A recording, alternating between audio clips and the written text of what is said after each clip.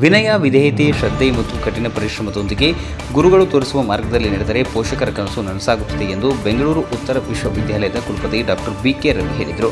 ನಗರದ ಕನ್ನಡ ಭವನದಲ್ಲಿ ನಡೆದ ದಿ ಬೆಸ್ಟ್ ಪದವಿ ಕಾಲೇಜಿನ ಪದವಿ ಪ್ರದಾನ ಹಾಗೂ ನೂತನ ವಿದ್ಯಾರ್ಥಿಗಳ ಸ್ವಾಗತ ಸಮಾರಂಭದಲ್ಲಿ ಮಾತನಾಡಿದ ಅವರು, ವಿದ್ಯಾರ್ಥಿಗಳ ಉಜ್ವಲ ಭವಿಷ್ಯಕ್ಕಾಗಿ ಗುರುಗಳು ಸಾಕಷ್ಟು ಶ್ರಮ ವಹಿಸಿರುತ್ತಾರೆ. ಆದ್ದರಿಂದ ಜೀವನದಲ್ಲಿ ಗುರುಗಳನ್ನು ಎಂದಿಗೂ ಮರೆಯಬಾರದು ಎಂದರು. ದೇಶದ ನಿರ್ಮಾಣದ ಜವಾಬ್ದಾರಿ ಯುವಜನತೆ ಮೇಲಿದೆ.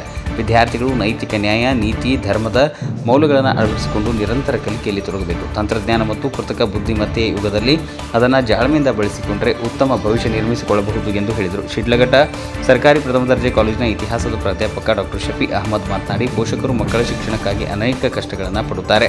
ಆದ್ದರಿಂದ ವಿದ್ಯಾರ್ಥಿಗಳು ಉತ್ತಮ ಶಿಕ್ಷಣ, ಕೌಶಲ್ಯ ಮತ್ತು ಸಂವಹನ ಸಾಮರ್ಥ್ಯವನ್ನು ಬೆಳೆಸಿಕೊಂಡು ಉನ್ನತ ಹುದ್ದೆಗಳನ್ನು ಅಲಂಕರಿಸಿ ಅವರ ಕನಸುಗಳನ್ನು ನನಸು ಮಾಡಬೇಕು ಎಂದರು. ಕಾಲೇಜಿನ ಪ್ರಾಂಶುಪಾಲ ಡಾಕ್ಟರ್ ರಘುನಾಥ್ ಮಾತನಾಡಿ, ಕಲಿಕೆ ಜೀವನ ಪರ್ಯಂತ ಸಾಗುವ ಪ್ರಕ್ರಿಯೆಯಾಗಿದ್ದು, ಶಿಕ್ಷಣವು ಕೇವಲ ಉದ್ಯೋಗಕ್ಕಾಗಿ ಅಲ್ಲ, ಪ್ರಾಮಾಣಿಕತೆ, ಜವಾಬ್ದಾರಿತನ ಮತ್ತು ಉತ್ತಮ ವ್ಯಕ್ತಿತ್ವವನ್ನು ರೂಪಿಸುವ ಶಕ್ತಿಯಾಗಿದೆ ಎಂದು ಹೇಳಿದರು. ಕಾರ್ಯಕ್ರಮದಲ್ಲಿ ವಿದ್ಯಾರ್ಥಿಗಳು ಸಾಂಸ್ಕೃತಿಕ ಕಾರ್ಯಕ್ರಮವನ್ನು ನಡೆಸಿಕೊಟ್ಟರು. Balaji education and social trust ಅಧ್ಯಕ್ಷೆ ಕವಿತಾ ರಘುನಾಥ್, ಉಪನ್ಯಾಸಕರು, ಸಿಬ್ಬಂದಿಗಳು ಮತ್ತು ವಿದ್ಯಾರ್ಥಿಗಳು ಉಪಸ್ಥಿತರಿದ್ದರು.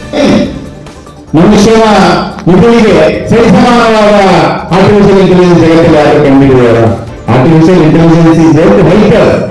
ಮನುಷ್ಯನ ಮೆದುಳಿನ ಆಜ್ಞೆಯನ್ನು ಪಾಲಿಸುವ ತಂತ್ರಜ್ಞಾನವೇ AI ಅಲ್ವಾ? ಅದಕ್ಕೆ ನೀವೇ ಬೆಳೀತಕ್ಕಂಥ ತಂತ್ರಜ್ಞಾನ ಇಲ್ಲ. ಆ ತಂತ್ರಜ್ಞಾನವನ್ನು ಎಷ್ಟು ಜಾಣತನದಿಂದ ನೀವು ಬಳಸ್ತೀರಿ, ಎಷ್ಟು ಜವಾಬ್ದಾರಿಯುತವಾಗಿ ನಿಮ್ಮ ಜೀವನವನ್ನು ನೀವು ಕಟ್ಕೋತೀರಿ.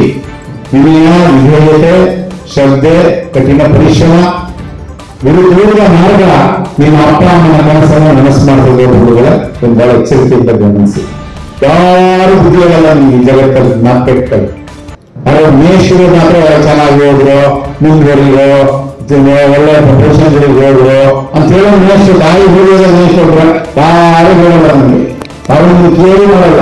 ಈ ಸ್ಪರ್ಧಾತ್ಮಕ ಪರೀಕ್ಷೆಯಲ್ಲಿ ಎಲ್ಲ ಅವರಲ್ಲಿ ನಮಗೆ ಸಿಕ್ತು ಅನ್ನೋ ಭರಾಟೆಯಲ್ಲಿ ನಾವು ಕೂಡ ವಿನಯ, ವಿಧೇಯತೆ, ಶ್ರದ್ಧೆಯಿಂದ ಜೀವನವನ್ನು ರೂಪಿಸ್ಕೊಂಡ್ರೆ ನಿಮಗೆ ಡಿಗ್ರಿ ಕೊಟ್ಟಿರೋ ಬಸ್ ಕಾಲೇಜು ಒಳ್ಳೆ ಹೆಸರು, ಡಿಗ್ರಿ ಕೊಟ್ಟಿರೋ ಬೆಂಗಳೂರು ಉತ್ತರ ವಿಶ್ವವಿದ್ಯಾಲಯಕ್ಕೆ ಒಳ್ಳೆ ಹೆಸರು, ಈ ನನ್ನ ನಾಡಿಗೆ ಒಳ್ಳೆ ಹೆಸರು ಬರ್ತದೆ. ನಾಳೆ ದೇಶವನ್ನು ರೂಪಿಸೋದು ನೀವು, ಜವಾಬ್ದಾರಿಯನ್ನು ತೆಗೆದುಕೊಳ್ತಕ್ಕಂಥವ್ರು ನೀವು. This nation belongs to you. ನೀವು ಎಷ್ಟು ಜವಾಬ್ದಾರಿಯುತವಾಗಿ ನೈತಿಕತೆಯನ್ನು ಬಳಸ್ತೀರಿ. ನಿಮಗೆ ನಾಲೆಜ್ ಸೈನ್ಸ್ ಕೂಡ ಇವತ್ತು ಜನರೇಷನ್ ಬಗ್ಗೆ ಡೋಂಟ್ ನೋ. ನಾನು ಜಾಸ್ತಿ ಹೇಳಿದ್ರೆ ನ್ಯಾಯ, ನೀತಿ, ಧರ್ಮ, ನೈತಿಕತೆ ಯಾವುದು ಸರಿ ಯಾವುದು ತಪ್ಪು ಅನ್ನುವ ಅಂಶಗಳನ್ನ ನಾವು ಜೀವನದಲ್ಲಿ ಅಳವಡಿಸ್ಕೋಬೇಕು. ಬಹಳ ಮುಖ್ಯ. ಅದೆಲ್ಲ ಗೊತ್ತೇ ಇಲ್ಲ. ನಮ್ಮ ಮನೆಯಲ್ಲಿ ಇಲ್ಲ, ಏನೇ ವಿಚಾರದಿಂದ ಜೀವನ ಇದ್ದೀನಿ ಬಹಳ ಕಾಲ. ಅದಕ್ಕೆ ಆಯಸ್ಸಿಲ್ಲ, ತೊಂದರೆ ಆಗಿರುತ್ತೆ. ಇದರಿಂದ ನಾವು ಹೇಳಿದ ಕೆಲವು ಅಂಶಗಳು, ಅಪ್ಪ ಅಮ್ಮನ ಬಗ್ಗೆ ಪ್ರೀತಿ, ಗೌರವ, ಗುರುವಿನ ಬಗ್ಗೆ ಗೌರವ, ನಿಮ್ಮ ದೇಶದ ಬಗ್ಗೆ ಪ್ರೀತಿ, ನಿಮ್ಮ ವಿನಯ, ವಿಧೇಯತೆ, ಶ್ರದ್ಧೆ ಇಂದ ಕಷ್ಟಪಟ್ಟು ಕಠಿಣ ಪರಿಶ್ರಮ ಮಾಡಿದರೆ ಪ್ರಜಾಪ್ರಭುತ್ವದ ವ್ಯವಸ್ಥೆಯಲ್ಲಿ ಯಾವ ಅವಕಾಶಗಳನ್ನು ಕೊಡುವ ಮತ್ತು ನಿಮಗೆ ನಮ್ಮ ಅವಕಾಶಗಳನ್ನ ನಾವೇ ಕಷ್ಟಪಟ್ಟು ಪಡೆಯಬೇಕು. ಆ ಕಷ್ಟಪಟ್ಟು ಪಡೆಯಲಿರ್ತಕ್ಕಂಥ ಗುರುತೇನಪ್ಪ? ನಿಮ್ಮ ಶ್ರದ್ಧೆ, ವಿನಯ, ಕಠಿಣ ಪರಿಶ್ರಮ, ಏಕಾಗ್ರತೆ, ಕನಿಷ್ಠ ಜ್ಞಾನವನ್ನು ಹೆಚ್ಚು ಪಡೆಯುವ ಎಲ್ಲರೂ ಕೂಡ ನಿಮಗೆ ತಲೆಬಾಗ್ತದೆ. ಎಲ್ಲ ಅವಕಾಶಗಳು ನಿಮ್ದಾಗ್ತದೆ.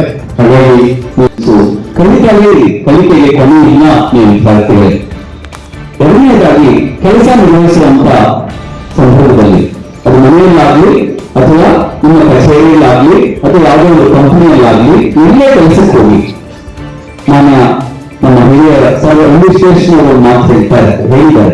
ಅವರ ಹೇಳಿಕೆಗಳಿಗೆ ಒಂದಿದೆ, even become A railway compartment cleaner.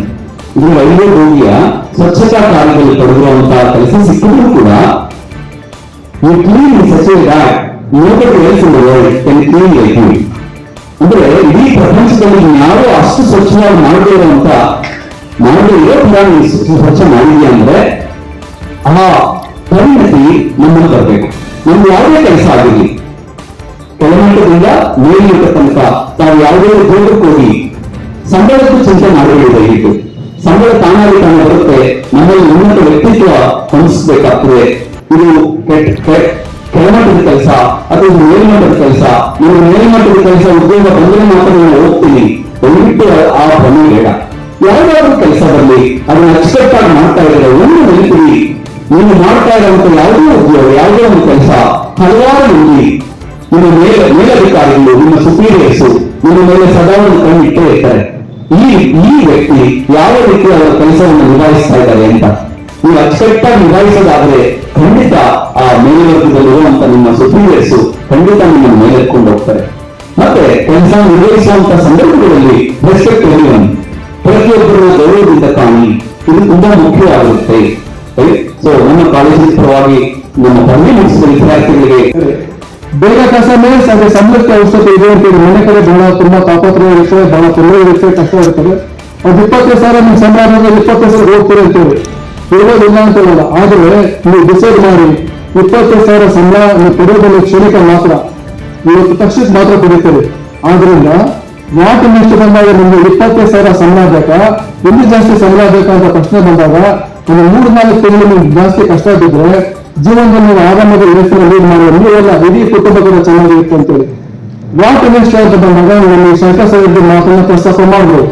ಒಂದು ನೀವು ಹೈಯರ್ ಎಜುಕೇಶನ್ ಮಾಡ್ಬೇಕಂತೇಳಿ ಉದಾಹರಣೆಯಲ್ಲಿ ಈಗ 3 ಕಾಂಬಿನೇಷನ್ ಬಗ್ಗೆ ಪ್ರಸ್ತಾಪ ಮಾಡ್ಬೋದು. ಒಂದು BCA ಮತ್ತೊಂದು B.Com ಅಂತೇಳಿ ಅದಕ್ಕೆ ಬ್ರೇಕ್ ಫೀಚರ್ ಇದೆ ಅಂತ ಹೇಳ್ತಾ ಇದ್ರು. ನನ್ನ ಪ್ರಕಾರ ಎಲ್ಲಾ ಕೋರ್ಸ್ ಬ್ರೇಕ್ ಫೀಚರ್ಸ್ ಇದೆ, ಯಾವುದೇ ಕೋರ್ಸ್ ಕಡಿಮೆ ಇಲ್ಲ, ಯಾವುದೇ ಕೋರ್ಸ್ ಹೆಚ್ಚಿಲ್ಲ ಅಂತೇಳಿ.